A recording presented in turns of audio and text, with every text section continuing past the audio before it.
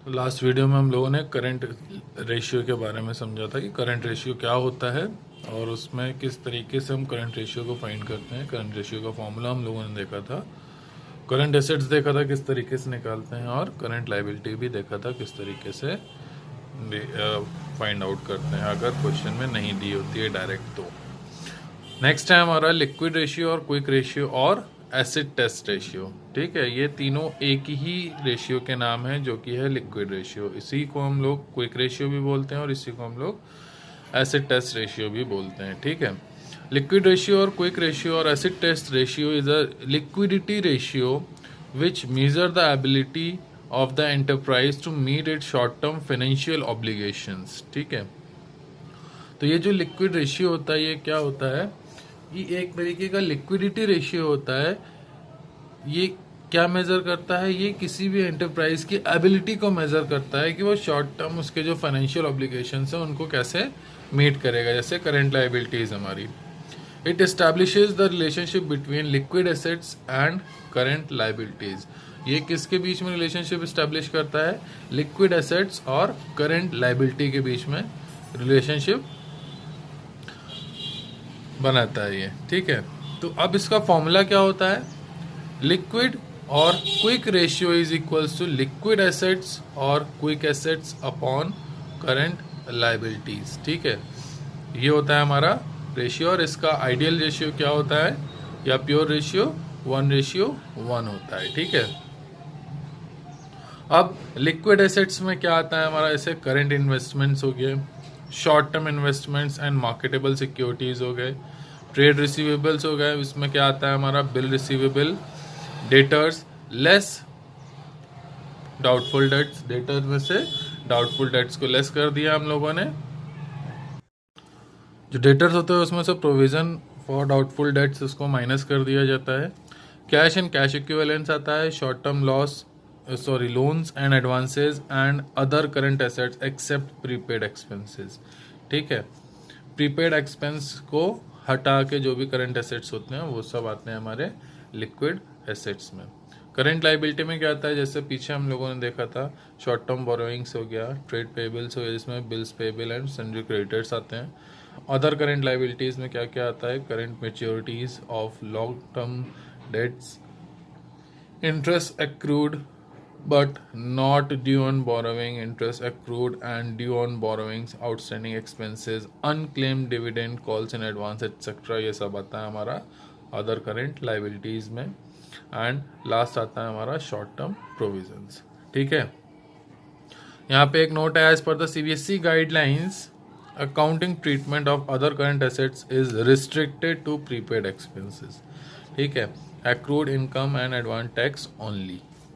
Clear है, तो ये जो प्रीपेड एक्सपेंसेस है कि इसको नहीं यूज करते हैं हम लोग एज अ करंट एसेट्स, केवल और केवल टैक्स, एडवांस टैक्स और एक्रूड इनकम ही हम लोग मेजर करते हैं। ठीक,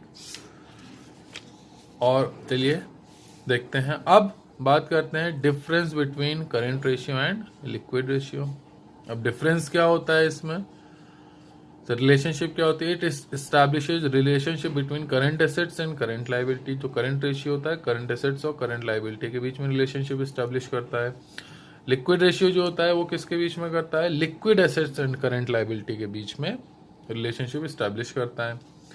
असेसमेंट कैसे करते हैं, it assesses the ability to meet current liabilities within 12 months from the date of balance sheet or within the period of operating cycle।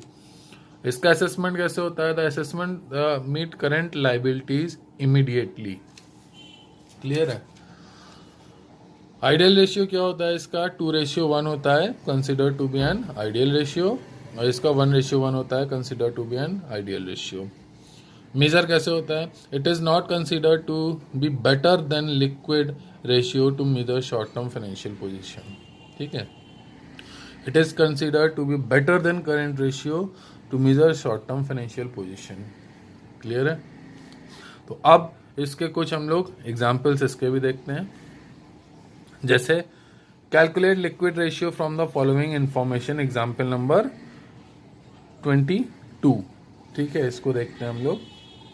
Current liabilities दी हुई है, हमें डायरेक्ट ही दी हुई है, current assets, inventories, prepaid expenses, trade receivables. ठीक है, ये हम लोग को दिया हुआ है, इसमें से हमें लिक्विड रेशियो फाइंड करना है। तो सबसे पहले क्या करेंगे हम लोग, जो फॉर्मूला है हमारा वो क्या है, liquid assets upon current liabilities. ठीक है, तो अब हमें क्या निकालनी है, लिक्विड एसेट्स निकालनी है। तो लिक्विड एसेट्स के लिए हम लोग क्या करेंगे, करंट एसेट्स दिया हुआ है, इसमें से इन्वेंट्रीज माइनस कर देंगे और प्रीपेड एक्सपेंसेस माइनस कर देंगे।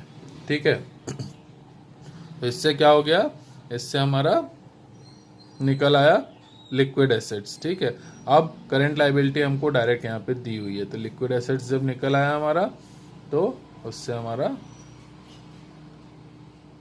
आंसर आ जाएगा। ठीक है, इसी तरीके से आगे भी है, इन्वेंट्रीज दिया हुआ है, वर्किंग कैपिटल दी है, करंट एसेट्स दिया है, कैलकुलेट द लिक्विड रेशियो। ठीक, तो लिक्विड रेशियो फॉर्मूला होता है liquid assets upon current liability.